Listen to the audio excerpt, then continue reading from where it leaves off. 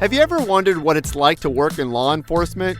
Here on Behind the Star, we share stories about the Orange County Sheriff's Office, Central Florida's largest law enforcement agency. From forensics to dispatch to the deputies on patrol, we'll talk to the brave men and women who protect our community. This is Behind the Star, the official podcast of the Orange County Sheriff's Office. Welcome to Behind the Star. My name is Jon Busdeker. This is the official podcast of the Orange County Sheriff's Office. And I want to thank everybody for listening to our very first episode with Sheriff John Mina. This is kind of a brand new thing for us. And so I really appreciate everybody out there who downloaded our episode and subscribed to our podcast. So thank you so much. And if you missed our first episode, you can get it on Apple Podcasts. You can get it on Google Play. Anywhere where you get your favorite podcast, you can find Behind the Star. And so this week on Behind the Star, I'm chatting with Captain Tony Marlow. He is the captain over in Sector 3, and I'm going to have him explain all of that. But thank you so much for joining me, Captain. You're welcome. All right, so why don't we start off? Why don't you explain to our listeners where exactly is Sector 3? Sector 3 is located in West Orange County. It's everything west of Orange Blossom Trail out to the Lake County line. North is Silver Star Road all the way south to 192. Okay, so like you said, sort of the west side of Orange County, northwest side, I feel like. Southwest, southwest side. But that's sort of a huge area, and there's a lot of different kind of neighborhoods over there. Maybe talk about how your deputies patrol all those different areas. So we have a day shift that primarily works during the daytime hours. Usually from about 5 o'clock in the morning to 5 o'clock in the afternoon. We have an evening shift that has a slight overlaps in the afternoon. They usually come in about 3 and get off at about 2:30 in the morning.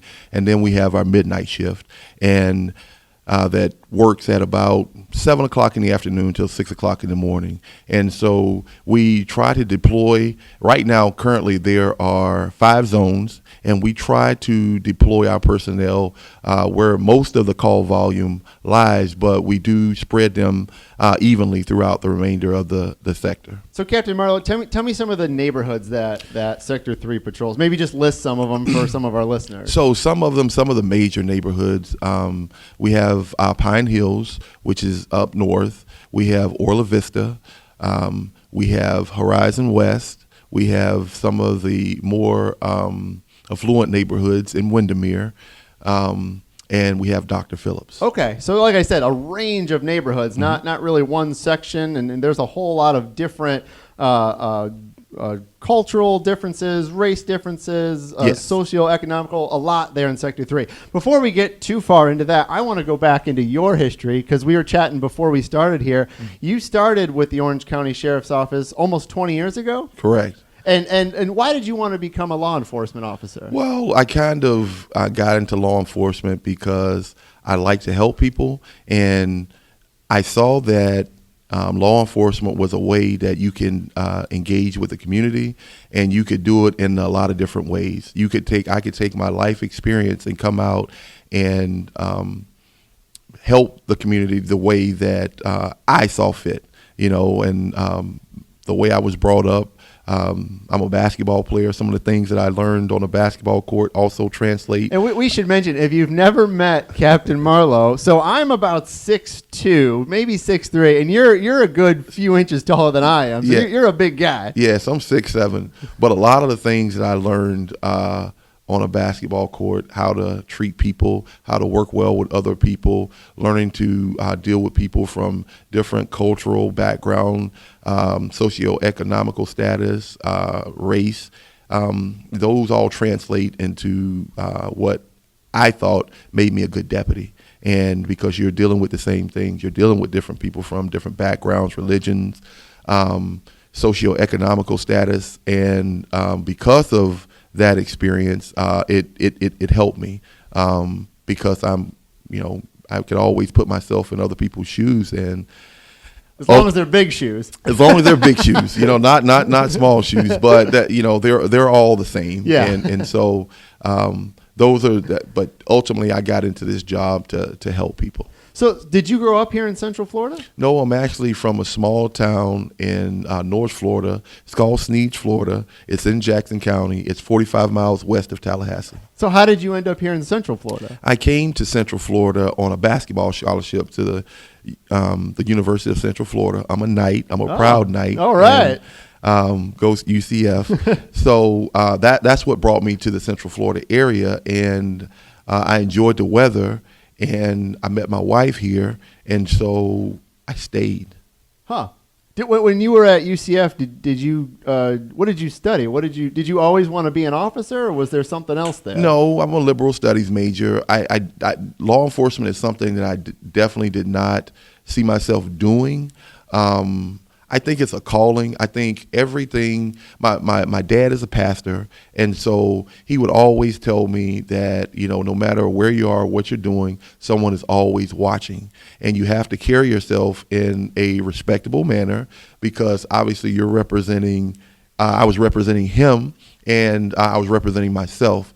And it's the same, it translates the same here. As a deputy sheriff, we're walking around with a special uniform, we have equipment, and we walk around with guns, and people look at us. And I think sometimes people expect a level of professionalism from their law enforcement. Yeah, as they should. Right? And we should be conducting ourselves professionally at all times. So then, tell me how you made that leap from playing basketball to becoming a deputy. Oh, that was an easy transition. We first I had to get hired by the sheriff at the time, who was Kevin Berry, and I got sponsored, which meant the sheriff's office hired me and paid me to go through the academy. And while going through the academy, I got all the basic law enforcement recruit training. And then firearms training, human diversity, and then I became sworn in and became a deputy. And the training, was similar to what we did. There's physical training that goes on in college as a collegiate athlete that translates to law enforcement. Yeah. So you were kind of ready for the physical part of it. Yes. I've been out to that course. It's not easy. Yes, and the academic portion too. Yes, because you're it was like being in college again, studying while working. So when you started, where did you start in the county? What sector did you start in? I started in Sector 1. Okay, now explain where that is. Sector 1 is the northwest portion of Orange County, and that includes Apopka, which is the epicenter of Sector 1. And then you have Rosemont, you have there's a portion of Pine Hills that's in Sector 1. In the Lee Road area. Okay. All right. Now, have you always sort of worked on the west side, or have you kind of been all over? No, I've been all over, and I can just a brief snapshot of my law enforcement career. I started out in Sector 1, and after I left Sector 1, I went to the Tactical Anti-Crime Unit, which is what we call TAC unit. And back then it was east side and west side, and I worked on the east side. What do they do? What does that unit do? Just street level narcotics, any type of crime that are quality of life issues. Okay. We addressed. We did everything at that time. DUIs, targeted enforcement in areas that were having issues for the sector captains that they needed to be addressed. So we were a utility unit. We did everything. All right. So what do you remember about that point of your career? I mean, were you out and about every night or working the nights and yes. Okay. That portion of my career was a lot of fun. I got a chance to work with some great individuals. Like I said, it was like basketball. You have your squad as your teammates, and you have a corporal and sergeant, and those are your coach and your assistant coach.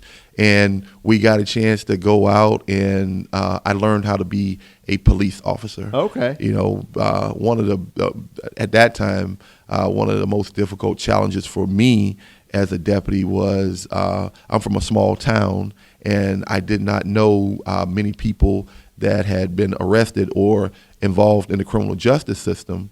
So coming here and dealing with some of the people, there were a lot of people that I was dealing with at that time on a daily basis in some of the areas that I was working. A lot of them had gotten arrested, and so I had to get comfortable, asking intrusive questions like, "Have you ever been arrested?" And so you had to get over that yes, sort of thing. yes. But that's like a normal thing for officers and Yes, deputies. that's a normal thing, asking questions that make other people uncomfortable sometimes. But once I got past that, and working with the deputies and learning from them as a younger deputy, the rest of it was all fun. Yeah. Is there anything that really surprised you when you first started coming? Like you said, you came from a small town working in sort of a bigger city like Central Florida or Orlando and Central Florida and Orange County. Is there anything that really surprised you? Not really surprised me, because most people are the same everywhere. The people in North Florida are the same as the people in Central Florida here. They just talk different and they have accents. But up there or down here? Up there. Okay. Up there. Maybe a little more country up there. Yes. But here, no. There weren't any surprises, so to say. It was making that transition from being a country college kid to coming out here and working a real job and dealing with people right where they were. Some of them were positive experiences, and some of them were more challenging. Sometimes you're dealing with people at various stages of their life, and sometimes they were going through some difficult times, and sometimes you had to be a police officer and do your job, and sometimes you had to be a counselor to help them get the help that they needed. And sometimes an arrest wasn't always appropriate, but when we did have to make the arrest, we always treated them with dignity and respect, and still tried to help them the best way that we could. And maybe helping them might mean taking them to jail temporarily, and it might help the other person involved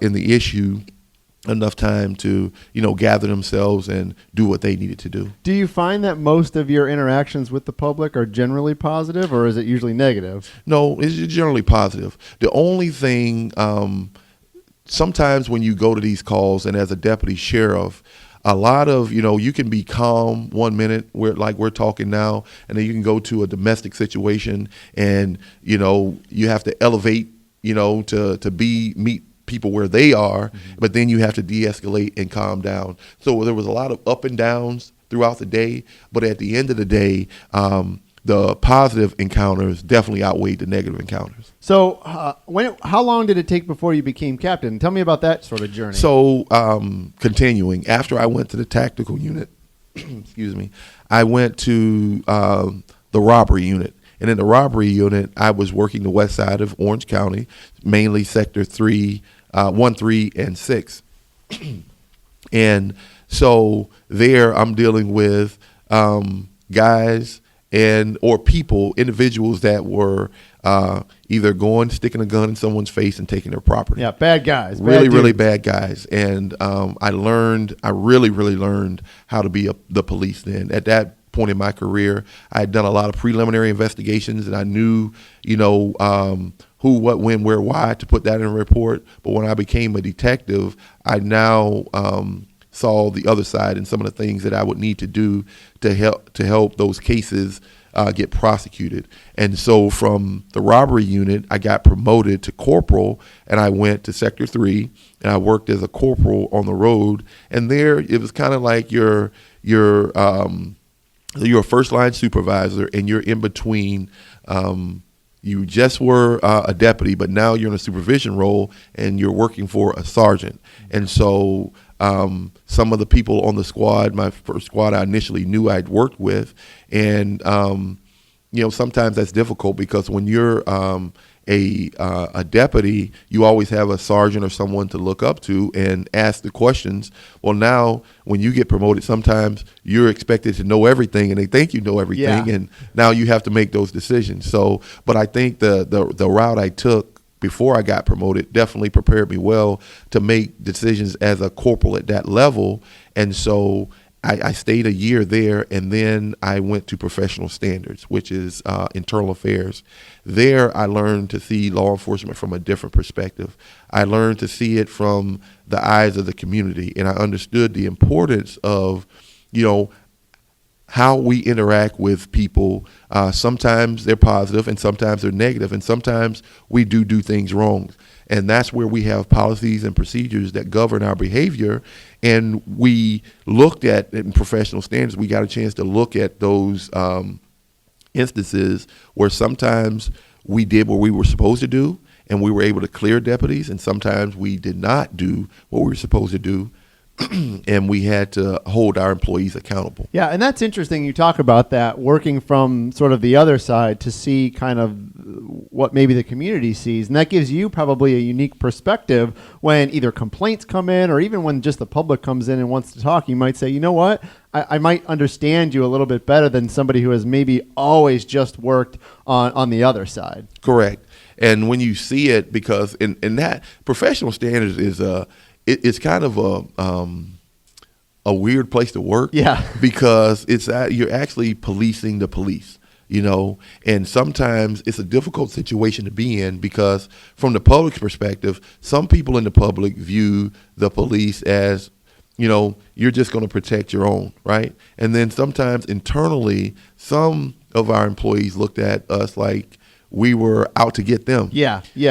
And sometimes you have to have that balance of listening and following the facts, no matter where they take you, and in doing so, treating all people fair throughout that process, because law enforcement, they do have rights, as well as the citizens, they have their rights, and it's an interesting process because when you police your own, you're not going to be in professional standards forever, and you have to go back out and work with these individuals. So what you do there, it is an important job, because you're making sure that the public can maintain its trust in the law enforcement, and the public has to know that there's a process in place to deal with issues of importance to them, especially when they think that they've been wronged.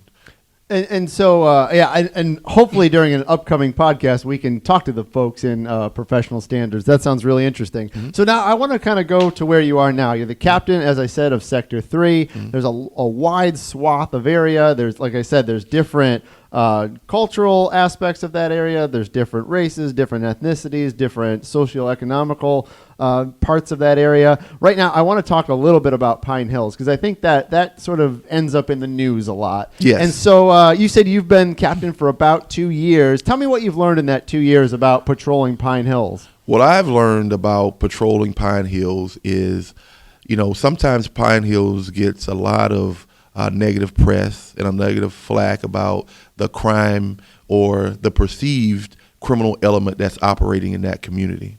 Well, when I first became captain and I went to a lot of the community meetings that I did not knew existed, as a deputy, as a corporal, as a sergeant or a lieutenant, and when I went there and I saw the great work that some of these unsung heroes, people that you don't hear, that are operating in the community, trying to encourage their members of the Pine Hills community to come out to participate and to really find out what's going on in their community and doing things to make it better. I was pleasantly surprised because there are a lot of good people there doing a lot of good work. Definitely. And there are,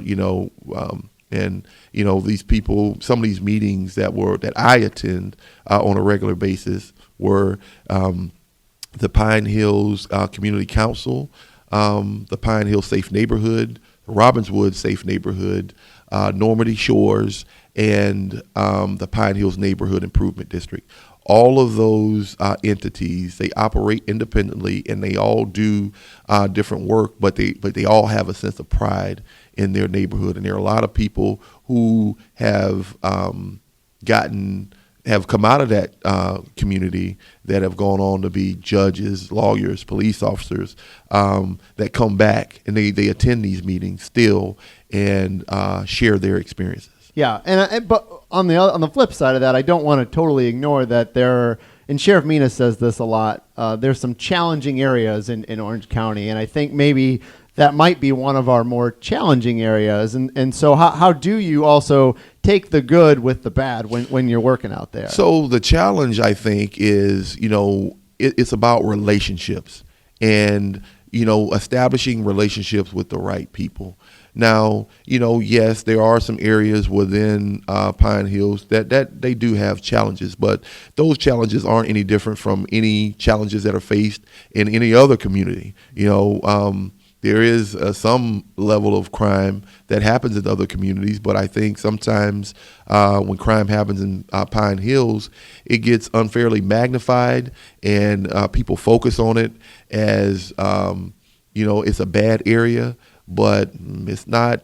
I don't see it as a bad area, and the people that live there don't necessarily believe that it's a bad area either. Sometimes the issues that happen in Pine Hills are people passing through Pine Hills. Some of the crimes that are committed there aren't committed by the residents of Pine Hills. Sometimes, they're committed from people from the outside that are coming in, passing through, that are meeting up in that area.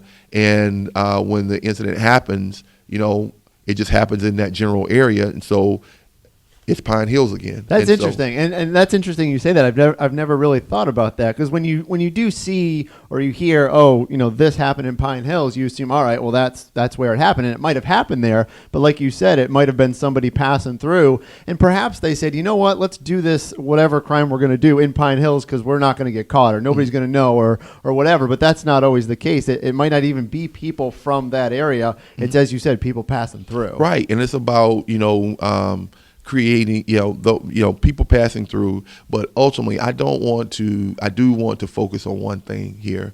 As a sheriff's office, over the last few years that I've been here, we have committed a lot of resources to that area. I can recall back in 2016 where we were having some challenges with violent crime in that particular area.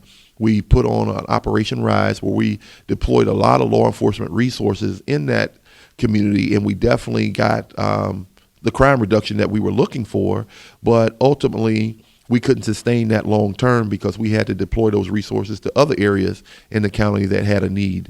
So what we decided to do was make an investment and provide some deputies in there for, to help be a long-term solution. And what we ultimately came up with is we applied for a grant, a COPS grant, and we got our community-oriented policing squad that we deployed in that area. And they have a two-pronged approach.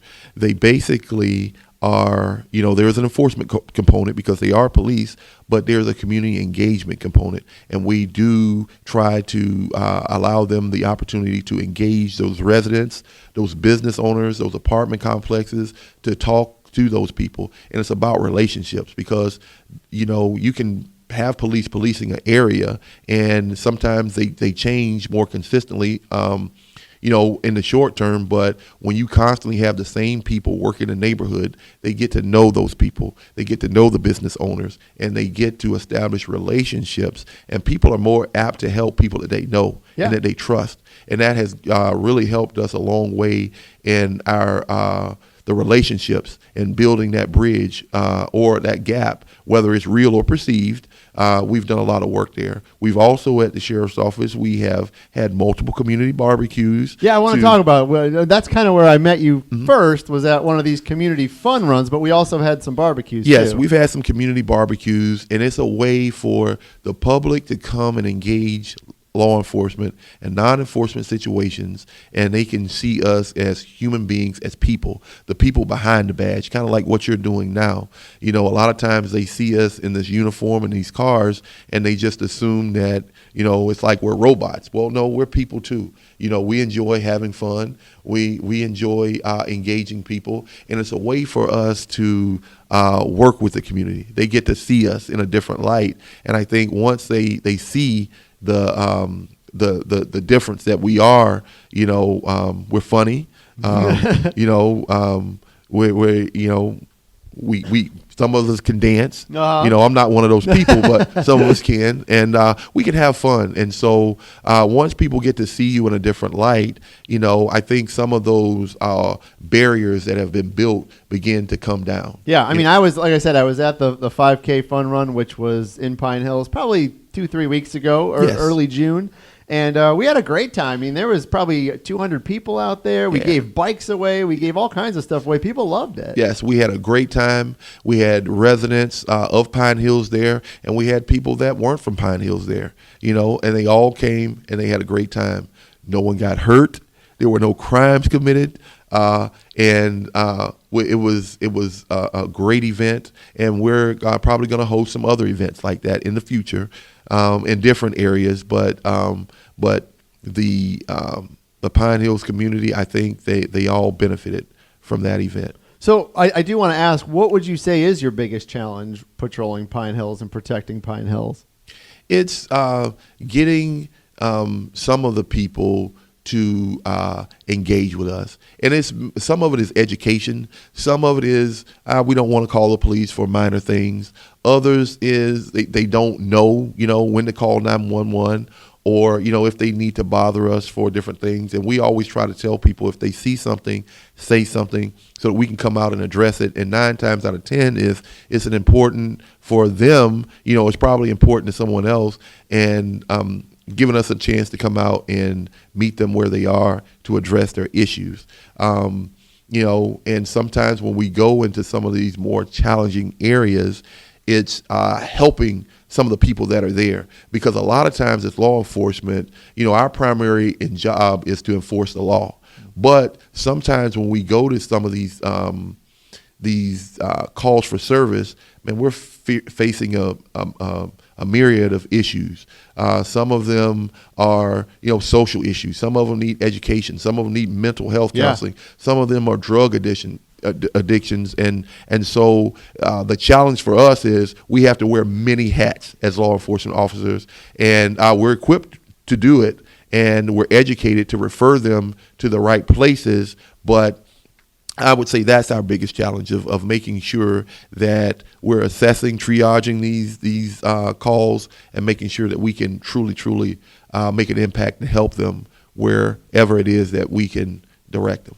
Now, does working in Pine Hills and protecting that community, does it differ than somewhere like Dr. Phillips? Nah, it doesn't. It doesn't change. The challenge is still the same. When it comes to for Sector 3, my primary goal, every 3 weeks we have a crime reduction strategy meeting, or crime control for us as we call it internally, where we discuss crime trends and how we're going to address them. So for me, Pine Hills, the biggest challenge we have there is our residential burglaries and or auto burglaries. And so we also have, so the long-term goal for us is to reduce the, not the violent crime per se, it is the non-violent crime, because those crimes drive the numbers, the residential burglaries and the auto burglaries. And so there are residences in other parts of Sector 3 who also face that same challenge, right? That they have to lock their car doors, they have to lock their house doors, and they have to help them protect their own personal assets. So the challenge is still the same, and occasionally, you may have a violent crime that takes place in other parts of Sector 3 as well as other parts of the county. So they all have their challenges, but like I said, sometimes I think Pine Hills gets some unfair press sometimes, but that's what the way that we try to work to reduce those numbers is we deploy resources in those areas. So it's not all the resources go into Pine Hills. We have resources that we use to deploy in other areas, and Dr. Phillips and Horizon West in Orla Vista and our other communities to help crime reduction there too. And I don't know how long you're going to be captain in Sector 3, but I know that area is growing, especially Horizons West. I mean, what do you see happening out there? So I see, there's a lot of construction going on there. Horizon, fun facts, Horizon West is probably the third fastest growing community in the country. Most of the permits that are pulled through the county now are in Horizon West. So, as the population increase, we know that from a sheriff's office perspective that the demand for law enforcement services will also increase. Yes. Yeah. And so we have a plan that we were going to be implementing here pretty soon. That where we're going to be restructuring our zones to accommodate some of those challenges. What we're going to try to do is make some of the zones that we have smaller, create more zones, deploy more deputies in those zones so we can increase our presence, as well as reduce the amount of area that deputies cover, that we believe will reduce their response time, as well as provide more visibility to the community. When you have more deputies in those areas, people will be able to see us more, and it'll give us a lot more time to do self-initiated activity, which we believe sometimes contributes to crime reduction, because when police are active, where we're stopping a lot of cars and, dealing with traffic, which is a major issue in that area because of all of the construction and a lot of the people that are moving into Horizon West, by restructuring those zones and getting more deputies there, we'll be able to provide better service to those residents as it pertains to some of the traffic issues that we face down there. So over the years, I got to ask, I asked the sheriff this as well. Are there any cases for you that really stick out? Something that maybe you worked on? Yes. There was a case when I was in robbery that I had where there was a group of individuals that were going in, doing home invasions to some members of the Hispanic communities on the west side. And they were specifically targeting them because they knew that they carried large amounts of money on them, and they weren't necessarily utilizing banks. And I think at the time that they thought that the apprehension for that particular group that they were targeting was that they felt that there might be some immigration issues and challenges for them, that they may not want to come to the police because they were afraid that they may get deported. But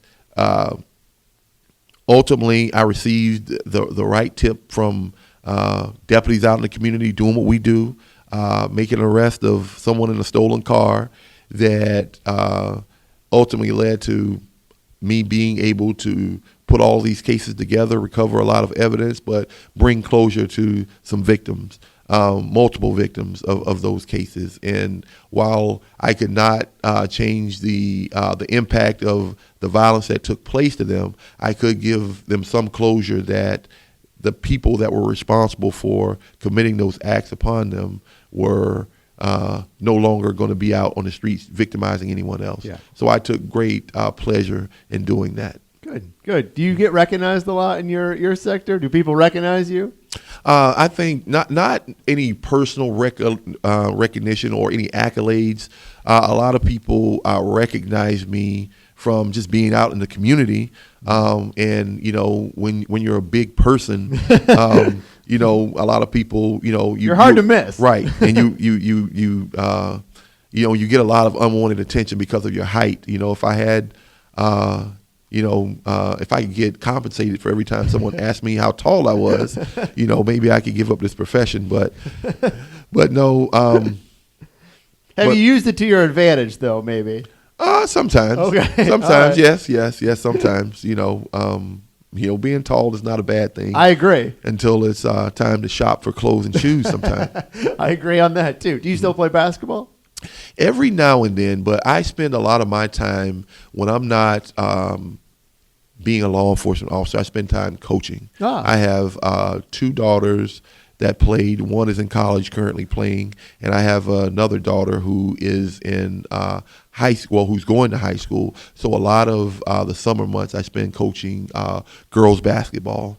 And so, but they help me more than I help them. Okay. And some of the challenges that I deal with them help me as a manager in this organization. So It's always personnel issues, challenges, and it helps keep my skills sharp as a manager. All right. Well, Captain Tony Marlow, thank you so much for chatting with us. And you're out in Sector 3, which is kind of out near Ocoee. Yes. I drove out there today. We were going to go do this podcast out by your place, but we came back and did it here at Central Ops. But thank you so much for coming in and chatting. And I'm sure we'll run into each other soon enough. Yes. Thanks again for having me.